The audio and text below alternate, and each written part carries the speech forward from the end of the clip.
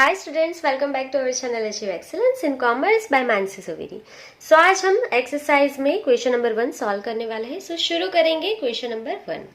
Select correct option for each question. Number first, when an owner introduce capital in business. अगर owner capital लेके आएगा business में, सो दो entry क्या होगी तो हमें पता ही है। अगर कैपिटल आएगी मतलब ओनर कैश लेके आएगा, गुड्स लेके आएगा, या तो कोई एसेट लेके आएगा, तो कुछ भी लेके आएगा तो हमारी असेट इंक्रीज होगी।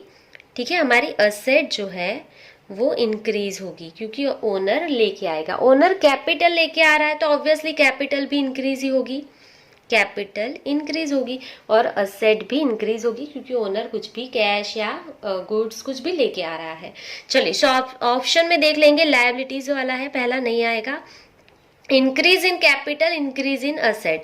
तो देखो ये वाला ऑप्शन है, कैपिटल भी इंक्रीज होगी और असेट भी इंक्रीज होगी। सो हमारा आंसर क्या हो जाएगा? बी।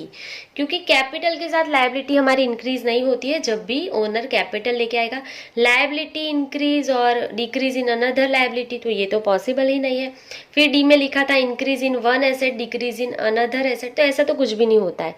सिर्फ असेट इंक्रीज होगा और कैपिटल भी इंक्रीज होगा अगर ओनर कैपिटल लेके आ रहा है तो। क्लियर? चलिए नेक्स्ट नंबर 2।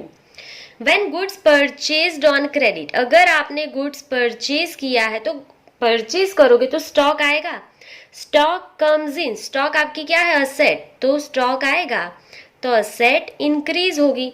और हमने क्रेडिट पे परचेज किया है मतलब आपने कोई भी पर्सन के पास से यहाँ पे परचेज किया है तो आपको वो पर्सन को पैसे देने होंगे तो आपकी लायबिलिटी इंक्रीज होगी ना। ठीक है, आपने सपोज यहाँ पे विराट के पास से क्रेडिट परचेज किया तो विराट को आपको पैसे देने हैं तो आपकी लायबिलिटीज भी इंक्रीज होगी अगर आपने क्रेडिट पे परचेज किया है तो। क्लियर? हमने बहुत बार सीखा, इलिस्ट्रेशन 1 एंड 2 दोनों में सीखा है।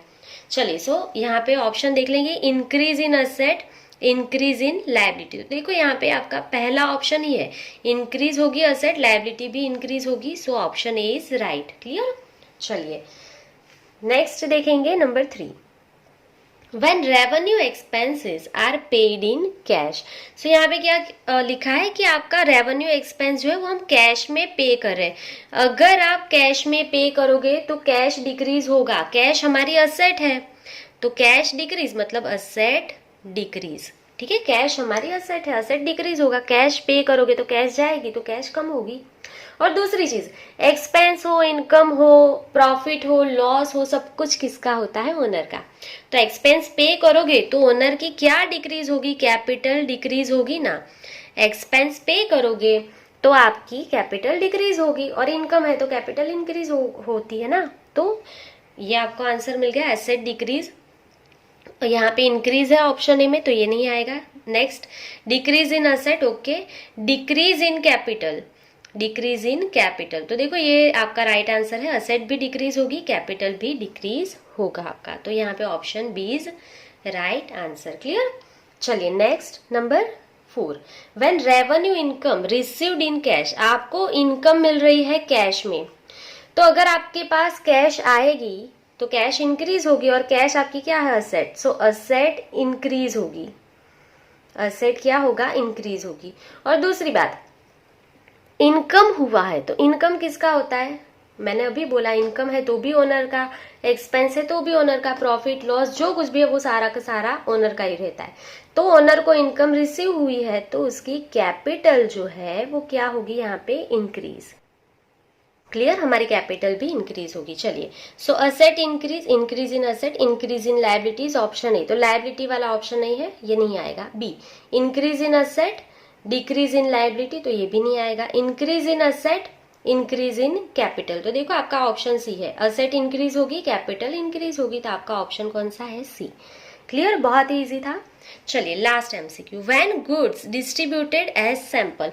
आप कोई भी गुड्स डिस्ट्रीब्यूट करते हो, आपको सैंपल देना है। तो देखो अगर आपको ये पेन किसी को देना है कि चलो ये कैसा है, सैंपल चेक कर लो, आपको पसंद आती है ये पेन, नहीं आती है, तो आपने किसी को ये फ्री में दे दिया तो आपका ये पेन जाएगा मतलब स्टॉक जाएगा ना। तो स्टॉक हमारी असेट होती है। तो अगर ये पेन आप किसी को भी दे रहे हो as a stock, free sample, so asset decrease, ये पेन जाएगा तो असेट डिक्रीज होगा। और ये क्यों देते हो? एडवर्टाइजमेंट करने के लिए देते हो ना कि देखो हमारी कंपनी की पेन कैसी चल रही है, एडवर्टाइजमेंट करने के लिए देते हैं। सो एडवर्टाइजमेंट एक्सपेंस होगा, और ये एक्सपेंस किसका होता है? ओनर का ही होता है। तो ओनर एक्सपेंस पे करेगा तो कैपिटल भी डिक्रीज होगा। आपको पता ही है एक्सपेंस है तो ओनर का, तो कैपिटल डिक्रीज होगी। चलिए तो ढूंढ लेंगे decrease in asset, decrease in liability. तो ये नहीं आएगा, ये लायबिलिटीज वाले दोनों ऑप्शन कट कर दो, पहले दूसरे। थर्ड वन देखो, इंक्रीज इन असेट, तो असेट तो इंक्रीज हो नहीं रही है ना, सी भी नहीं आएगा। Last one decrease in asset, decrease in capital, तो लास्ट वन राइट है। असेट भी डिक्रीज होगी, कैपिटल भी डिक्रीज होगी, क्योंकि ये एक्सपेंस है। हमारा यहाँ पे ऑप्शन क्या आ जाएगा? डी। सो यहाँ पे टिक कर लेंगे। क्लियर? चलिए, सो यहाँ पे आपका क्वेश्चन नंबर 1 कंप्लीट हो गया है। आई होप कि आपको कोई भी डाउट्स नहीं होगा। अगर आपको कोई भी डाउट्स है तो आप कमेंट सेक्शन में कमेंट कर सकते हैं। सो आज के लिए बस इतना ही। Thank you for watching, keep learning, take care.